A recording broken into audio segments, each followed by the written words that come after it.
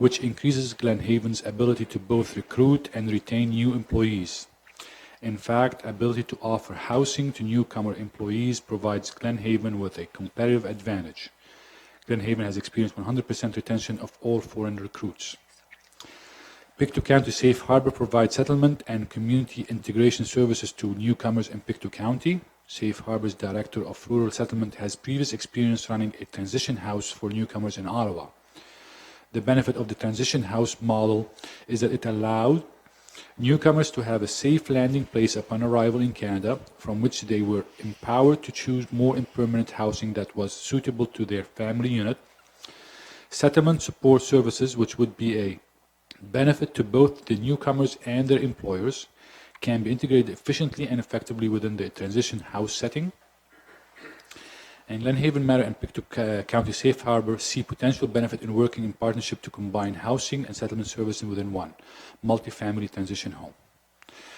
Some of the key points on this house is Glenhaven is taking a leadership role in the area in addressing this issue proactively. Employers in other communities are starting discussion with their REN, which I believe you are on, Your Worship, about creative housing solutions, but we believe that we will be the first employer taking the lead on this model.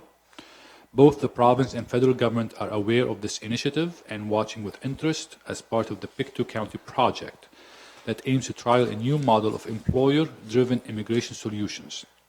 The hope by all partners on the project is that our leadership in this project will later allow for other communities and employers beyond Pictou County to follow suit, thereby addressing significant and increasing labor market shortages. There is no financial liability to any municipal unit associated with the mortgage.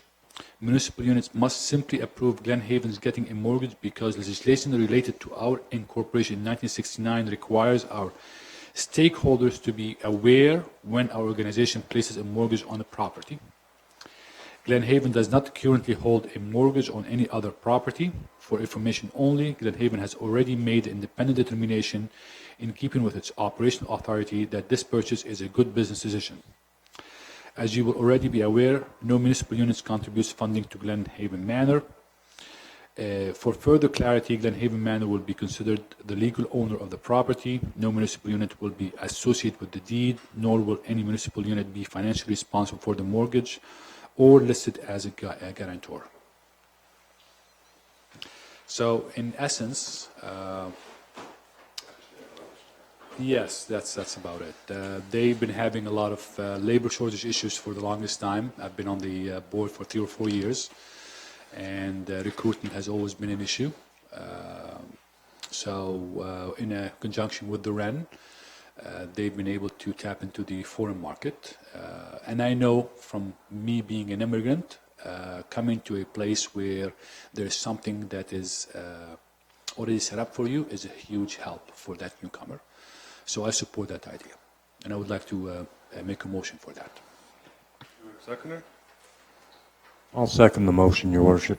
Moved by Councillor Wong, seconded by Councillor Pence on the question. I fully support the idea as well. I think it's what we need. There is labor shortages now. I know when I was growing up, it was all about finding jobs, but now there's kind of switched a little bit in some sectors anyway, where there's not enough people to fill the positions, and long-term care is one of those sectors where all the homes are having trouble filling positions. So I think this unique, innovative approach, it just might work. So I think it's good for Glenhaven to try this out. Okay, all those in favour, signify by saying aye. Aye. Contrary minded, most carried unanimously. Thank you, Councillor Wong, for that.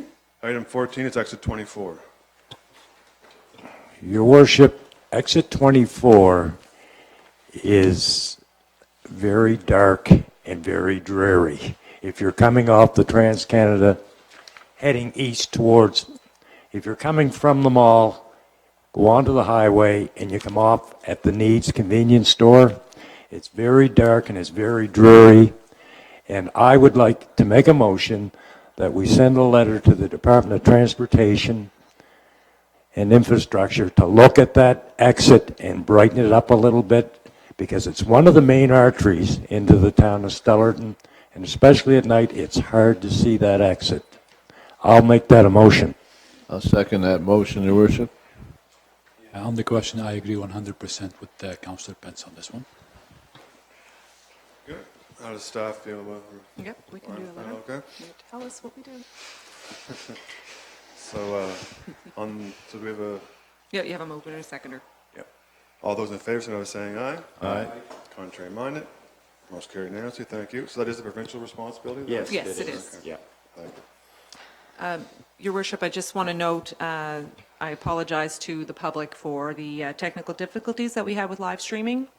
So we were able to live stream, unfortunately, not the whole meeting, but throughout the meeting. So I apologize to the public for that technical difficulty.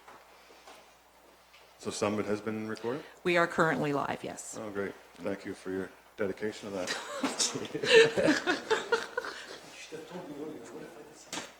Okay, we have the open forum, next council meeting is Monday, January 13th, 2020, 5:30 PM here at the council chambers.